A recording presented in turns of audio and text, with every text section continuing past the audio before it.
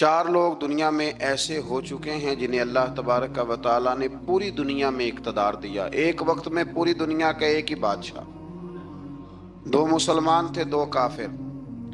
مسلمانوں میں حضرت سلیمان علیہ السلام اور جناب ذوالقرنین علیہ السلام، اور کافروں میں بخت نصر اور نمرود۔ یہ 2 لوگ ہیں جنہیں اللہ نے پوری دنیا میں اقتدار دیا، اور پھر اس کے بعد آنے والے وقت میں اللہ تعالیٰ امام مہدی کو سارا اقتدار عطا فرمائے گا پوری دنیا کا۔ حضرت ذوالقرنین کے بارے میں 2 روایات ہیں، ایک تو یہ ہے کہ وہ نبی تھے اور ایک یہ ہے کہ نہیں وہ ولی تھے، لیکن مجھے حضرت مولا علی شیر خدا رضی اللہ تعالیٰ عنہ کا قول ملا ہے جس میں آپ نے فرمایا ہے کہ نہیں وہ نبی نہیں تھے، تو اس لیے میرا نظریہ یہی ہے کہ وہ اللہ کے ایک نیک بندے تھے۔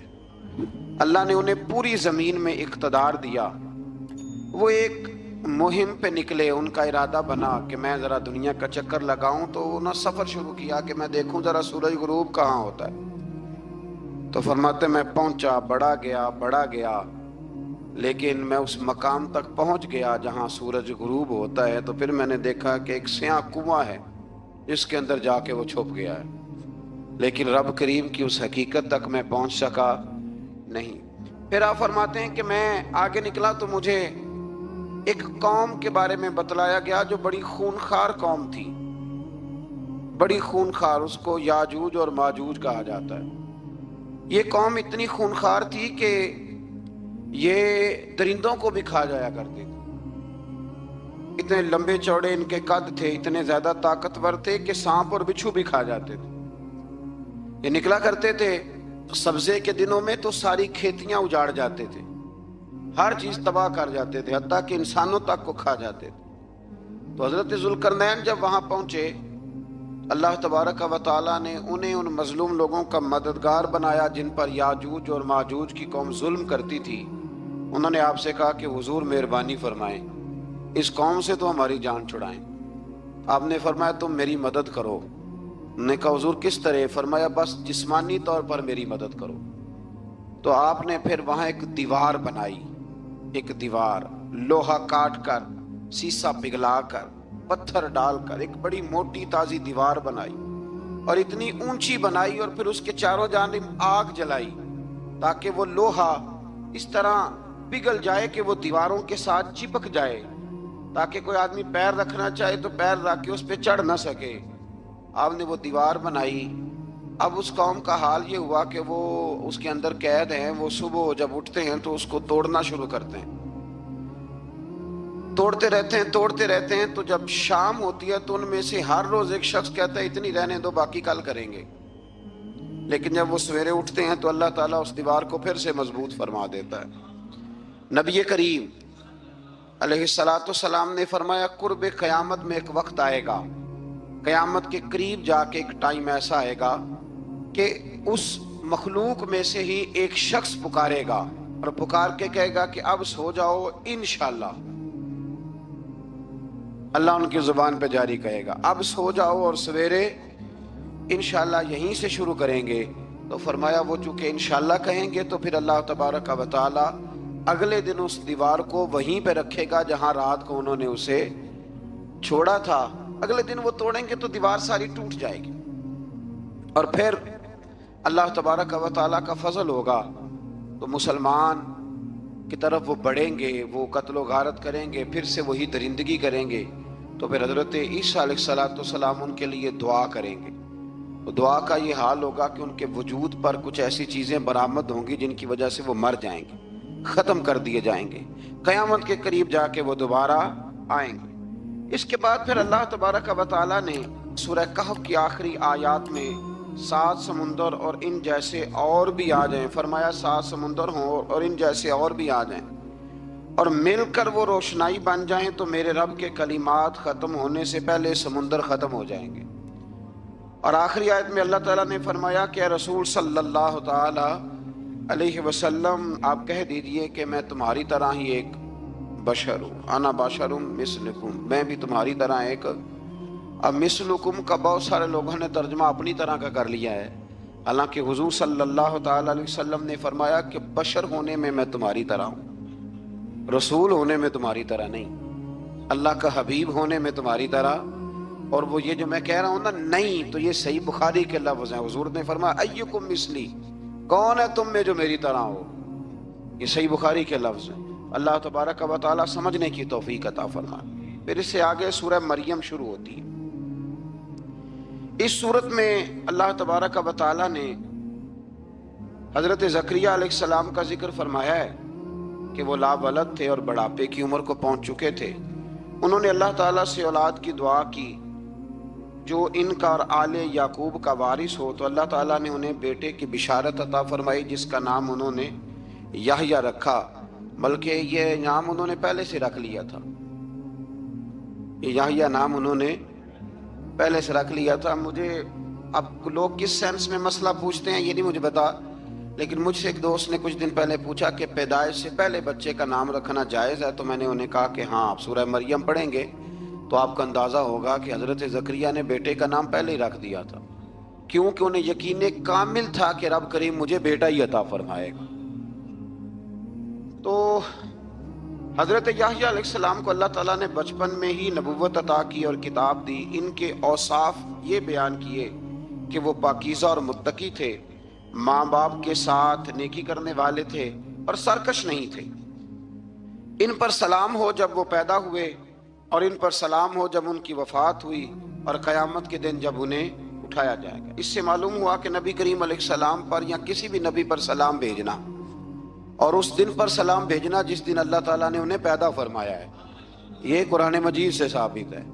यानी आप ये कह सकते हैं कि जिस सुहानी घड़ी चमका तैबा का चाँद, उस दिल अफरोज साअत पे, दिल अफरोज साअत पे। तो ये ऐने कुरान मजीद है कि जिस दिन वो पैदा हुए उस दिन उन पर सलाम। अल्लाह ताला समझने की तौफीक अता फरमाए। फिर इससे आगे चलकर हजरत मरियम सलामुल्लाह अलैहा का जिक्र है कि उनके पास फरिश्ता आया। हम तीसरे पारे में भी उनका जिक्र पढ़ आए। फिर एक आध और जगह पे भी इशारतन किनायतन उनका तज़किरा आया कि उनके पास फरिश्ता इंसानी शक्ल में आया, और फरिश्ते ने आके कहा कि मैं आपको बेटे की बिशारत देने आया हूँ। कहने लगी मेरे पास कैसे बेटा आएगा, मुझे तो किसी मर्द ने छुआ ही नहीं। तो फरमाया रब ऐसे ही करता है जब वो किसी काम का इरादा फरमा लेता है। तो हजरत मरियम के यहाँ अल्लाह तबारक व तआला ने हजरत ईसा अलैहिस्सलाम की विलादत फरमाई। हजरत ईसा बगैर बाप के पैदा हुए और हजरत आदम अलैहिस्सलाम गैर माँ बाप के पैदा हुए। तो ये अल्लाह की कुदरत की निशानी है। अब हजरत ईसा अलैहिस्सलाम की जब विलादत हुई तो ये आपका मुजज़ा और हजरत मरियम की करामत सामने आई कि आप एक खुश्क खजूर के नीचे बैठी तो अल्लाह ताला ने उसे सरसब्ज़ व शादाब कर दिया, और आप उसको हिलाती थी तो वो खजूरें गिरती थी। बड़ी परेशान थी आपके कौम के सामने, क्या मुंह लेके जाऊंगी, लोग क्या कहेंगे। लोगों के लिए इल्ज़ाम लगाना, प्रोपेगेंडा करना बड़ा ही आसान काम है। दो ही तो काम दुनिया में आसान है, एक बदगुमानी करना और एक गीबत करना। और इतना मजेदार काम है कि आप सारी दिहाड़ी कराएंगे। कोई बंदा थकने को तैयार, माज़अल्लाह सुम्मा माज़अल्लाह सारा दिन। और अगर आप कहें कि अल्लाह का जिक्र करो, तस्बीह ले लो, सिर्फ 500 दफा दुरूद शरीफ पढ़ लो, तो फिर क्या बनेगा, काम याद आ जाएगा। बहुत सारे लोगों निकल लेंगे। कभी कभी कुछ चीजें बड़ी याद रह जाती हैं। एक शायर ने एक शेर कहा था, मेरी थोड़ी सी शेरी ज़ौक़ है तो मुझे दिलचस्पी है, रह जाती हैं कुछ बातें ज़हन में। एक दफ़ा हमारे एक दोस्त के बारे में कुछ प्रोपेगेंडा होने लगा तो मैंने उन्हें एक शेर लिख के भेजा। मुझे याद था, मैंने एक शेर लिखा। किसी शायर ने कहा था कि मखलूक तो फनकार है इस दर्जा के पल भर में, संगे दरे काबा से भी असनाम तराशे। काबे के अंदर से मिट्टी लेके लोग बुत बना लेते हैं और अल्लाह का शरीक बनाते हैं। तो कहने लगा शायर के मखलूक तो फनकार है इस दर्जा के पल भर में, संगे दरे काबा से भी असनाम तराशे। तुम कौन हो, क्या चीज है दागे कबाबी, लोगों ने तो मरियम पे भी इल्जाम तराशे। लोग तो मिनट लगाते हैं। वो जो रही मस्जिद में, पली मस्जिद में, लोगों ने इल्जाम लगाने का वक्त आया तो इल्जाम लगा दिया, सैयद आयशा सिद्दीका पे लगा दिया। सिद्दीक की बेटी और सिद्दीका, आप सोच सकते हैं कि लोग कहां तक जाते हैं और बातें कहां तक पहुंचती हैं। तो ये मेरे रब करीम का फजल और करम है कि जनाब मरियम की बारात का ऐलान भी कुरान ने किया और हजरत आयशा सिद्दीका की बारात का ऐलान भी कुरान पाक ने फरमाया। ये भी कुरान मजीद ने फरमाया है। اور کل پرسوں بھی بات ہو رہی تھی حضرت یوسف علیہ السلام کی، تو الزام تو لگتے رہتے ہیں. تو میں نے اس دن بھی سوال کیا تھا، پھر دہراتا ہوں کہ غلطی کیا تھی حضرت یوسف کی؟ کبھی کنواں اندھیرا، کبھی بھائیوں کے تھپڑ، کبھی مصر کا بازار. اور ذرا سوچو تو صحیح، جب بولیاں لگتی ہیں انسان کی تو کیا حال ہوتا ہے. اور پھر ذرا یہ بھی تو دیکھو نا کہ جب زلیخا نے الزام لگایا تو پھر کیا حال ہے. اور پھر 12 سال کی جیل. پر رب فرماتے ہیں شان میں نے یوسف کو ہی عطا فرمائی. تو حضرت مریم سلام اللہ علیہا جب وہ بیٹا لے کے گئی ان کے پاس تو انہوں نے کہا یہ کہاں سے آ گیا؟ آپ فرمانے لگی میں نے تو چپ کر روزہ رکھا ہوا ہے، اسی سے پوچھ لو یہ کہاں سے آیا ہے، یہی بتائے گا. پنگوڑے میں تھے حضرت عیسیٰ علیہ السلام، پنگوڑے میں. تو قرآن مجید کہتا ہے کہنے لگے قال انی عبد اللہ. حضرت عیسیٰ بولے اور بول کے کہنے لگے میں اللہ کا بندہ ہوں. اور آتانی الکتاب، خالی نہیں آیا، کتاب ساتھ لے کے آیا ہوں. وجعلنی نبیا، اور اس نے مجھے نبی بنا کے بھیجا ہے. تو حضرت عیسیٰ علیہ السلام پنگوڑے میں ہیں تو کلام فرما رہے ہیں، اپنے نبی ہونے کا اعلان فرما رہے ہیں. اب اس بندے کے قریب جا کے اس سے سوال کرنے کو دل نہیں کرتا جو نبی پاک کے بارے میں کہتا ہے 40 سال کے بعد نبی بنے. یہاں پنگوڑے میں حضرت عیسیٰ کلام کریں پنگوڑے میں، اور وہ پنگوڑے میں کہے میں نبی ہوں. اور تو اپنے رسول کے بارے میں یہ کہے کہ بکریاں چرا رہے تھے تو معاذ اللہ انہیں پتہ ہی نہیں تھا کہ میں نبی بن جاؤں گا. ایسی کوئی بات نہیں. اعلیٰ حضرت فرماتے ہیں اللہ اللہ وہ بچپنے کی پھبن، یعنی بچپن میں بھی رنگ ڈھنگ نرالے تھے میرے رسول کی. اللہ اللہ وہ بچپنے کی پھبن، اس خدا بھاتی صورت پہ لاکھوں سلام، اس خدا بھاتی صورت پہ. اور مرحوم اعظم چشتی نے بھی ایک جملہ بڑا خوبصورت کہا، اس نے کہا تیری حیات پاک کا ہر لمحہ پیغمبر لگے، تیری حیات پاک کا ہر لمحہ پیغمبر لگے. پھر اس سے آگے آیت نمبر 41 سے ایک بار پھر حضرت ابراہیم علیہ السلام کا ذکر ہے کہ وہ بہت سچے نبی تھے. انہوں نے اپنے چچا کو بے جان بتوں کی عبادت سے روکا، عذاب الہی سے ڈرایا. اس نے کہا کہ آپ ہمیں ہمارے خداؤں سے پھیرنا چاہتے ہیں، اس سے رک جائیں ورنہ ہم آپ کو سنسار کر دیں گے. ابراہیم علیہ السلام نے کہا کہ میں آپ کے لیے اپنے رب سے استغفار کرتا رہوں گا، وہ مجھ پر بہت مہربان ہے. تو اللہ تبارک و تعالیٰ نے انہیں اسحاق علیہ السلام بیٹے اور یعقوب علیہ السلام پوتے کی بشارت دی، اور یہ بھی فرمایا کہ یہ دونوں نبی بھی ہوں گے. پھر آیت نمبر 51 سے لے کر 58 تک مختلف انبیاء کا ذکر ہے. اللہ تعالیٰ نے اس میں فرمایا کہ حضرت موسیٰ کو برگزیدہ رسول، نبی اور اللہ کا رازدار کہا گیا، اور حضرت ہارون کی نبوت کا بیان بھی ہوا، اور حضرت اسماعیل کو وعدے کے سچے، نماز اور زکوٰۃ کا حکم دینے والے رسول اور نبی اور اللہ کا پسندیدہ قرار دیا گیا. ادریس علیہ السلام کو صدیق نبی قرار دیتے ہوئے فرمایا کہ ہم نے ان کو بلند جگہ پہ بٹھایا ہے. کہاں ہے ادریس علیہ السلام؟ چوتھے آسمان میں بھی، اور جنت کا قول بھی ہے. دو روایتیں ان کے بارے میں ملتی ہیں. ایک تو یہ ہے کہ وہ حضرت ملک الموت سے ایک دفعہ کہنے لگے تو میرا یار نہیں بن جاتا؟ اللہ ہی بھلا کرے. حضرت اسرائیل کو کہنے لگے دوست بن، جو کہ بن جاتے ہیں، دوستی ہو گئی.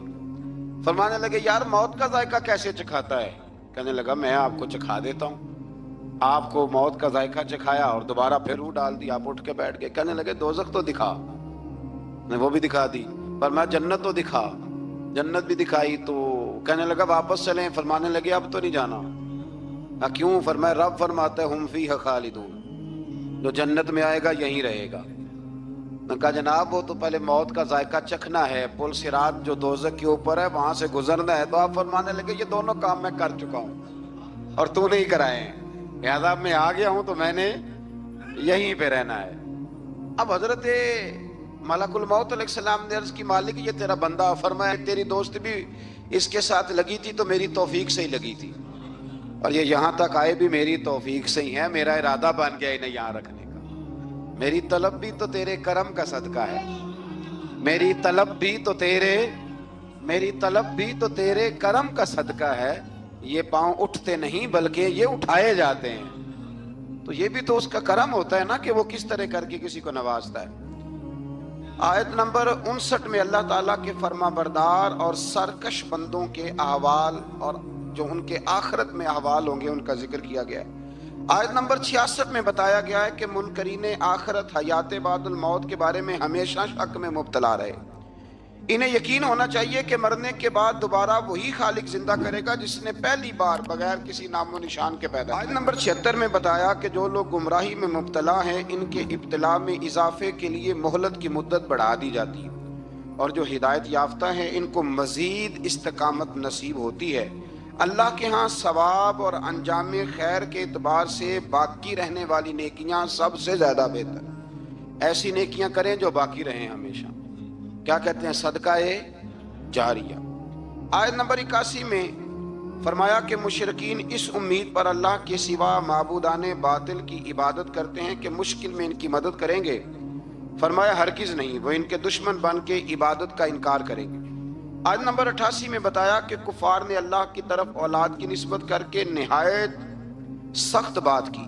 یہ تو اتنا سنگین جرم ہے کہ اس سے آسمان پھٹ پڑے، زمین شک ہو جائے اور پہاڑ ریزہ ریزہ ہو جائیں۔ مزید فرمایا کہ آسمان اور زمین میں جو کوئی بھی ہے سب اللہ کے حضور بندے بن کے حاضر ہوں گے۔ آیت نمبر 97 میں فرمایا جو لوگ ایمان لائے اور نیک کام کیے ان قریب رحمان لوگوں کے دلوں میں ان کی محبت پیدا فرما دے۔ یہ جو شرک والا معاملہ ہے نا، یہ بڑا سادہ سا ہے۔ کچھ لوگ آج نئے فلسفی اٹھے ہیں تو وہ کچھ عجیب و غریب سی باتیں دہریوں جیسی کرنے لگے ہیں، اور بعض مضامین ہم دیکھتے ہیں تازے جو چھپتے ہیں ان کے اندر بھی وہ اشارتاً کنایاتاً مذہب کی بنیاد پر تقسیم نہیں ہونی چاہیے، انسان بحیثیت انسان قابل تکریم ہے۔ تو ایک بات سمجھ لیں کہ جو مکان کی رجسٹری آپ کے نام ہے اگر کوئی اور دعویٰ کرے اس کا تو آپ کو برداشت ہے؟ یہ ہو نہیں نہ سکتا میاں۔ ملک میں وزیر کئی ہو سکتے ہیں پر وزیر اعظم ایک ہوتا ہے، اس کو سمجھ لیں۔ تو جب اللہ کی توحید میں کو کسی کو شریک ٹھہراتا ہے تو بہت بڑا جرم کرتا ہے، وہ بہت بڑا جرم کرتا ہے۔ یوں سمجھ لیں کہ جیسے آپ کی 5 مرلے کی زمین پہ کوئی آ کے قبضہ کرے، اسے مار دینے کو دل کرتا ہے۔ اس لیے یہ ساری زمین رب کریم کی ہے، آسمان و زمین کا خالق اور مالک۔ تو شرک ناپسندیدہ بات، ناپسندیدہ۔ سورہ طٰہٰ شروع ہوتی ہے۔ اس سورہ طٰہٰ میں نبی پاک صلی اللہ تعالی علیہ وسلم کو رب کریم نے فرمایا کہ محبوب قرآن اس لیے نازل نہیں کیا تھا کہ آپ مشقت میں پڑ جائیں۔ نبی کریم لمبی لمبی نمازیں پڑھتے تھے، لمبی لمبی۔ تو قرآن مجید نے کہا طٰہٰ ما انزلنا علیک القرآن لتشقیٰ، محبوب قرآن اس لیے نازل نہیں کیا کہ آپ مشقت میں پڑ جائیں۔ حضور لوگوں کو بڑی جد و جہد کے ساتھ دین کی طرف بلاتے تھے، تو کہا محبوب قرآن اس لیے نازل نہیں کیا تھا کہ آپ مشقت میں پڑ جائیں۔ آپ تو مشقت کرنے لگ گئے۔ وہ یا رب اپنے محبوب کو کہہ رہا ہے، جیسے سورہ مزمل میں بات ہوئی نا کہ محبوب تھوڑا آرام بھی فرما لیا کر، محبوب تھوڑا آرام بھی فرمائے۔ پھر فرمایا کہ یہ قرآن نصیحت کے لیے نازل ہوا ہے، اور اللہ ظاہر و باطن سب کو جانتا ہے، اور وہ وحدہ لا شریک ہے، اور سارے اچھے نام اسی کے ہیں۔ آیت نمبر 10 میں فرمایا کہ مدین سے واپسی کے سفر کے دوران موسیٰ علیہ السلام اس واقعے کا بیان کیا کہ وہ اپنی جگہ پر رکے ہوئے تھے، تو وہیں انہیں غیب سے ندا آئی کہ اے موسیٰ میں آپ کا رب ہوں، آپ وادی مقدس میں ہیں تو ادباً اپنے جوتے اتار دیجئے، میں نے آپ کو چن لیا ہے، میرے پیغام وحی کو توجہ سے سنیے، میں اللہ وحدہ لا شریک ہوں، میری بندگی کیجیے، میری یاد کے لیے نماز قائم کیجیے، قیامت آنے والی ہے، اسی کی طرف آپ توجہ فرمائیے۔ اسی موقع پر آپ کو جو معجزات عطا کیے گئے ان کا بھی ذکر ہے، اور وہ ہم پیچھے بہت ساری جگہوں پہ اس کا ذکر کر آئے کہ اللہ تعالیٰ نے ان کو ایک ایسا عصا عطا فرمایا تھا کہ وہ ایک دم میں ہی بہت بڑا اژدہا بن جایا کرتا تھا، اور پھر حضرت سیدنا موسیٰ علیہ السلام اپنا ہاتھ گریبان میں ڈال کے نکالتے تھے تو آفتاب کی طرح روشن ہو جاتا تھا۔ اقبال کہتے ہیں یدے بیضا لیے بیٹھے ہیں اپنی آستینوں،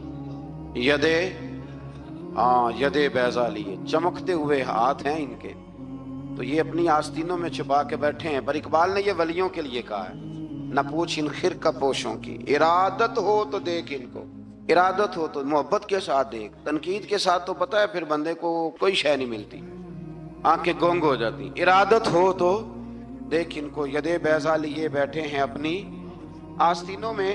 پھر اللہ تعالیٰ نے نا حضرت موسیٰ علیہ السلام کو حکم دیا تھا کہ فرعون کو دعوت دیں، تو حضرت موسیٰ نے دعا مانگی جو آیت نمبر 25 और 28 में मौजूद है, रब्बि शरह ली सदरी वयस्सिर ली अमरी वहलुल उक़दतम मिन लिसानी यफ़क़हू क़ौली। ऐ मेरे रब, मेरे लिए मेरा सीना खोल दे, मेरे लिए मेरा काम आसान कर दे, मेरी जुबान की गिरा खोल दे ताकि वो लोग मेरी बात को समझ सके। ये आपने दुआ फरमाई और आगे जाके मजीद आपने इल्तिजा की कि मेरे खानदान में से मेरे भाई हारून को इस मिशन में मेरा वजीर बना दे ताकि मुझे तकवीयत मिले और इसे मेरा शरीक कार बना दीजिए। अल्लाह ताला ने उनकी इस दुआ को कबूल फरमा लिया। आयत नंबर 38 से हजरत मूसा अलैहिस्सलाम की पैदाइश का जिक्र होता है और ये तकरीबन आयत नंबर 76 तक चलता है। वाकया आपने पहले भी सुना हुआ है, अपने लफ्जों में मैं भी अर्ज किए देता हूँ। फिरौन को उसने वो ख्वाब देख लिया था कि एक सितारा उठेगा और फिर वो गिरेगा तो मेरी सारी सल्तनत को तबाह कर देगा। नजूमियों से उसने पूछ लिया, उसने कहा कि एक बच्चा पैदा होगा जो तेरी सल्तनत को तबाह करेगा। चाहिए तो ये था कि वो तौबा करता, लेकिन उसने क्या किया कि उसने बच्चों को कत्ल कराना शुरू किया। युज़ब्बिहूना अबनाअकुम, ज़िबा करा देता था तुम्हारे बेटों, और बच्चियों को वो जिंदा रखता था। अल्लाह तबारक व तआला की कुदरत देखिए, रब बड़ा ही करीम है। आप यकीन करें, मौला के देने के अनोखे ही अंदाज हैं। यानी हजरत मूसा को ये तूर के पास आग लेने जाए तो अल्लाह तबारक व तआला पहली वही फरमा के नबी बना ले। भाई हजरत यूसुफ को कुएं में डाले तो रब वहां से निकाल के मिस्र का हुक्मरान बना दे। वो बड़ा ही बेनियाज है। मौला के देने के अंदाज बड़े ही अनोखे हैं, वो बड़े अनोखे अंदाज में नवाजता है। तो हजरत मूसा जब पैदा हुए तो उनकी वालदा ने पता क्या किया, उनको एक संदूक में बंद करके दरिया में बहा दिया। अब दरिया में बहते जा रहे हैं तो माँ थी तो परेशान भी हो गई। उनकी हमशीरा को कहने लगी, जरा ध्यान रखना किधर जाते हैं। हजरत मूसा अलैहिस्सलाम दरिया में बहते बहते ना, फिरौन ने ना दरिया के किनारे मकान बनाया हुआ था। आपको पता है बादशाहों का ज़ौक होता है। आजकल हमारे जो हुक्मरान हैं उन्होंने उसका नाम फार्म हाउस रखा हुआ है, मेरा फार्म हाउस, और पुराने जमाने में लोग डेरा कहते थे। तो उसने भी इस तरह का फार्म हाउस बनाया हुआ था। वहां पे हजरत मूसा अलैहिस्सलाम तैरते हुए ताबूत के अंदर, संदूक के अंदर जा रहे हैं। फिरौन और उनकी बीवी हजरत आसिया बे औलाद थी, बड़ी तड़प थी बेटे की, वो भी वहां खड़ी थी। संदूक तैरता हुआ आया तो फिरौन ने कहा कि जाओ पकड़ के लाओ, देखो क्या है। जब वो लेके आए ना तो आपकी हमशीरा जो निगरानी कर रही थी परेशान हो गई कि ये तो उसके हाथ लग गए, ये तो अब मार डालेगा। लेकिन जब खूबसूरत और चमकता हुआ बच्चा देखा तो बीबी आसिया कहने लगी, ये बनी इसराइल का है ही नहीं, ये तो पता नहीं कहां से बहता हुआ यहां आ गया है। तू ऐसे ही छोड़, ये पता नहीं कहां से, यार रख ना ले, रख ना ले। तो हजरत मूसा अलैहिस्सलाम वो कहने लगा, नहीं उन्हीं के हैं, मूसा अलैहिस्सलाम उसी के हैं। तो आसिया कहने लगी, तेरे तो सर पे ना बस भूत ही सवार हो गया, हर वक्त वही लोग तुझे याद रहते, ये पता नहीं कहां से बह के आया। अब रख लिया, मान गया फिरौन। आप फिरौन के घर में जो इसलिए बच्चे मरवा रहा था कि मेरी सल्तनत हजरत मूसा पैदा ना हो जाए, तो उसी के घर में परवरिश पाने लगे, उसी के घर में। अब औरतें मंगाई गई दूध पिलाने के लिए, तो हजरत मूसा अलैहिस्सलाम किसी बीबी का दूध नहीं पीते, तो आपकी हमशीरा ना वहीं दाएं बाएं घूमती रहती। तो कहने लगी जनाब आसिया से कि मैं एक बीबी को जानती हूँ, बड़ी साफ सुथरी है, मुझे उम्मीद है ये बच्चा उसका दूध पिएगा। तो फिरौन कहने लगा, दौड़ के ला। तो अपनी वालदा को लेके आई तो हजरत मूसा ने फौरन दूध पीना शुरू कर दिया। फिरौन को फिर थोड़ा शक हुआ। एक रवायत यूं भी लिखी है बाज लोगों ने कि फिरौन एक दिन उठाया हुआ था हजरत मूसा की, अभी थोड़ी सी उम्र थी, तो आपने उसकी दाढ़ी पकड़ के तो एक घूंसा दे मारा। जलाली तो शुरू से है ना। तो कहने लगा, आसिया तू मान ना मान, ये बच्चा वही है। तो हजरत बीबी आसिया कहने लगी कि तुझे गलत फहमी है, ये वो नहीं है। उसने कहा, देखो ना, ये तू उठाती है तो प्यार करता है, और मेरे जब करीब आता है तो इसके लबो लहजे में मैं तलखी महसूस करता हूँ। उसने कहा, बच्चों को क्या पता। खैर, एक तरफ उसने खाने पीने की चीजें रख दी, एक तरफ अंगारे रख दिए। वो भी हजरत आसिया कहती हैं कि तुझे समझ आए, बच्चे बच्चे होते हैं। हजरत मूसा बच्चे तो थे, पर थे तो अल्लाह के नबी ना, अल्लाह के नबी थे। जब उसने कहा ना ये बच्चे हैं, तो हजरत मूसा अलैहिस्सलाम बजाए अंगारों की तरफ जाने के, नबी थे, वो सीधे खाने पीने वाली चीजों की तरफ बढ़ने लगे। फिर उन कहने लगा, आप बता اللہ تعالیٰ نے حضرت جبریل کو بھیجا، انہوں نے کہا ادھر نہیں جانا، آپ ادھر جائیے. تو آپ آگ کی طرف گئے اور ایک کوئلہ اٹھا کے زبان پہ رکھ لیا. تو آسی کہنے لگی سمجھ آئی، بچے کو کیا پتا کدھر جانا ہے کدھر نہیں جانا. اگر وہ اتنا ہی خیال ہوتا، وہی بچہ ہوتا تو آگ. اور بعض مفسرین نے لکھا ہے یہ جو حضرت موسیٰ دعا مانگتے تھے نا، رب اشرح لی صدری ویسر لی امری، یہ وہ آگ کا انگارہ جب کوئلہ منہ میں رکھا تھا نا تو اس کی وجہ سے زبان میں کچھ لکنت آ گئی. تو آپ دعا کرتے تھے کہ یا اللہ میری زبان کی وہ بند گرا کھول دے تاکہ میں کھل کے فرعون کے سامنے بات کر سکوں. وہیں حضرت موسیٰ پلنے لگے، وہیں پلے، وہیں جوان ہوئے، وہیں اللہ نے ساری دولتیں دی، بہن بھی ملی، ماں بھی ملی، اور سارے عزیزوں کا پیار بھی ملا. اسی گھر کے اندر اللہ نے پرورش کر کے فرعون کے ظلم سے بنی اسرائیل کو نجات عطا فرمائی. آج نمبر 77 سے موسیٰ علیہ السلام کو حکم ہوا کہ راتوں رات بنی اسرائیل کو لے کے نکل جائیں. انہیں اللہ کی طرف سے یقین دلایا گیا کہ ان کے لیے سمندر میں خشک راستہ نکال لیا جائے گا. فرعون نے ان کا تعاقب کیا اور سمندر میں غرق کر دیے گئے. اس مقام پر اللہ تعالیٰ نے بنی اسرائیل پر اپنے احسانات کا ایک بار پھر ذکر فرمایا. حضرت سعد بن ابی وقاص رضی اللہ تعالیٰ عنہ بھی ایک دن جہاد کے لیے نکلے تو رستے میں سمندر آ گیا. حضرت موسیٰ کی قوم کو نا سمندر نے رستہ دیا تھا. تو جناب سعد بن ابی وقاص سمندر کے کنارے کھڑے ہو کے، اب وہ لوگ پوچھنے لگے حضور کیا کرنا ہے؟ فرمایا کرنا کیا ہے، ابھی دیکھیں کیا ہوتا ہے. تو فرمانے لگے وہ سمندر و دریا اگر تو حضرت موسیٰ کی نافرمان قوم کو رستہ دیتا ہے تو ہم تو رسول اللہ کے فرما بردار غلام ہیں، ہمیں بھی رستہ دے. تو 12 رستے بن گئے دریا میں سے. جناب سعد بن ابی وقاص لشکر لے کے گزر گئے، باہر گئے تو ایک دفعہ پھر صحابہ کو یقین دلایا. فرمایا کسی کی کوئی چیز تو نہیں رہ گئی دریا میں؟ دشت تو دشت ہیں، دریا بھی نہ چھوڑے ہم، بحر ظلمات میں دوڑا دیے. اب میں کیا کروں؟ علامہ اقبال نے ہر جگہ کلام لکھا ہے، ہر جگہ. یہ آپ کو پتہ نا، ایک صاحب مجھے بھی سمجھا رہے تھے، میں نے جمعے میں بھی وضاحت کی. کہنے لگے آپ اقبال کی بڑی تعریفیں کرتے ہیں. میں نے کہا مجبوری ہے، وہ کام ہی تعریفوں والے کرتے ہیں تو ہو جاتی ہیں، کیا کیا جائے. آمدام برسر مطلب. تو حضرت سعد بن ابی وقاص نے پوچھا کچھ رہ تو نہیں گیا؟ کہا جناب پیالہ رہ گیا میرا مٹی کا دریا میں. تو حضرت سعد بن ابی وقاص کہنے لگے کوئی مسئلہ نہیں، ہم رسول اللہ کے غلام ہیں. اور اس پر بڑی دلائل ہیں، وقت نہیں ہے، آگے بڑھنا ہے. فرمایا او دریا، او ہمارا پیالہ تو واپس کر دے. تو ایک لہر آئی تو پیالہ بھی کنارے پہ پھینک گئی. تو اللہ تعالیٰ نے حضرت موسیٰ علیہ السلام کو کی قوم کو وہاں سے نجات دی. آیت نمبر 85 سے سامری کا ذکر ہے. سامری ایک جادوگر تھا. جب حضرت موسیٰ علیہ السلام تشریف لے گئے نا کوہ طور پہ، تو اس نے نا سونے کا ایک بچڑا بنا دیا تھا اور اس کے منہ میں ایسی تاریں اس نے لگائی تھیں کہ جب ہوا چلتی تھی تو وہ تاریں بجتی تھیں. مفسرین نے لکھا ہے. تو بنی اسرائیل والوں کو یہ کہتا تھا دیکھو یہ بولتا ہے. تو بڑے کمزور ایمان کے لوگ تھے، اس طرف متوجہ ہو گئے، اس طرف متوجہ ہو گئے.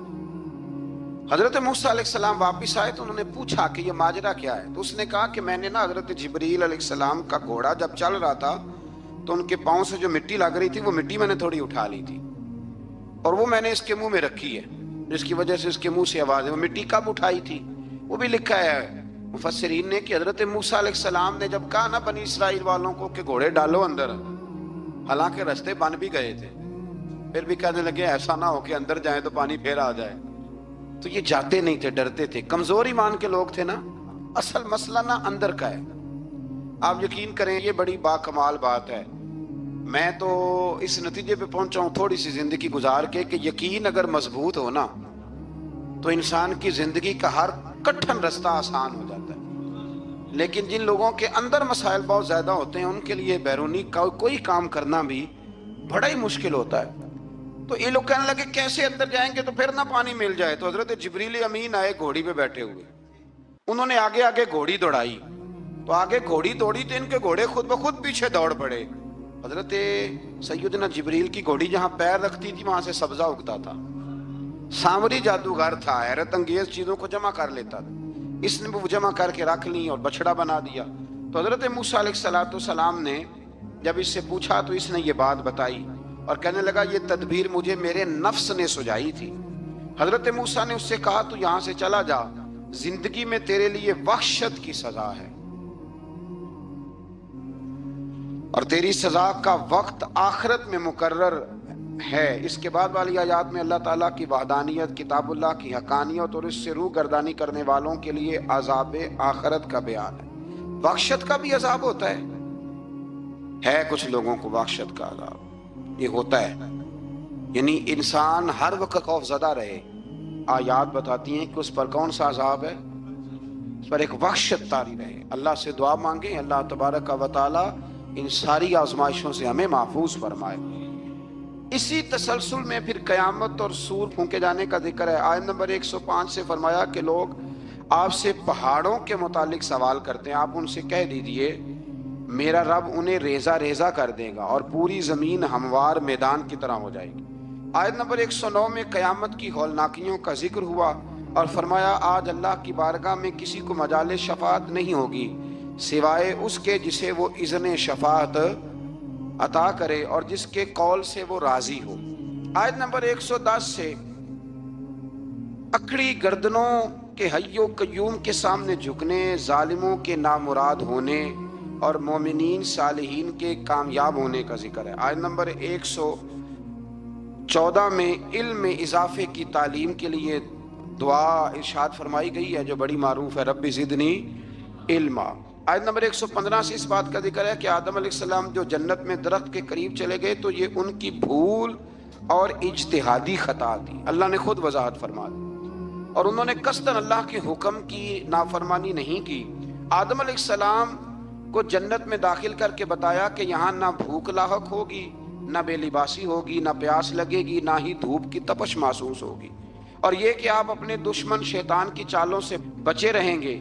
اس مقام پر قرآن نے اس موضوع کو پھر بیان کیا کہ شیطان نے وسوسہ ڈالا اور مخلص اور ہمدرد کا روپ دھار کر ان کو بہکایا۔